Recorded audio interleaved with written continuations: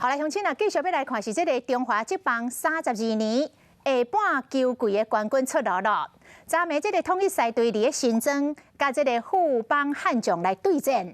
这个统一狮只要赢就会当封王哦，也毋过是2-3战输。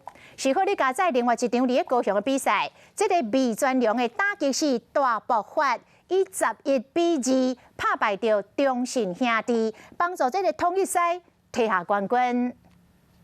比赛前下半季要摕冠军，敢若差一场的统一狮队，昨暝去新庄球场做去挑战富邦悍将。统一只要摕到一场胜利，就会使得到冠军。要不就来看富邦悍将敢有同意。我来看一下这一棒在中间方向飞行的距离还蛮远的。来看一下陈年宪最后是完成了接杀，不过距离已经足以把三垒上的申浩伟送回来得分。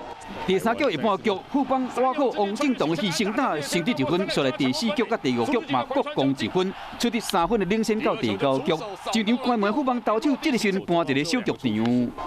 这一棒扫到了右半边，角度蛮刁钻的，最后是落地形成了安打，所以三垒上的跑者要回来得分不成问题。现在范国成要赶紧的把球给回传。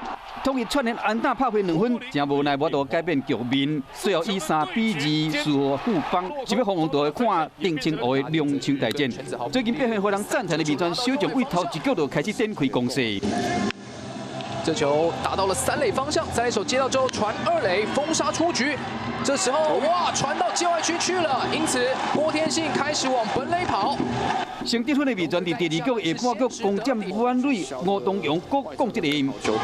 吴东荣打成了左半边的关键安打，而且这球一路往后滚，2分打点绝对是没有问题了。这个得2分，拍完前3局，两队已经取得4-0的领先。 第5局顶半局，中信甲振华想要分知厉害回敬，一发2分炮，约回2分。要过下半局，味全连本带利拢套回来。这棒打到了2垒方向，打穿了。林依腾出现了关键的安打，龙队现在一口气要跑回2分。第满位情形下，适时安打1局，佮灌入4分，又被比数两队依然无放手。第8局下半局，佮灌入3分，最后以11-2赢排名第2的中信兄弟，帮助统一狮下半季封王的数字归0。 就算伫新庄输球，也阁依然会使得到队史第15座的季冠军。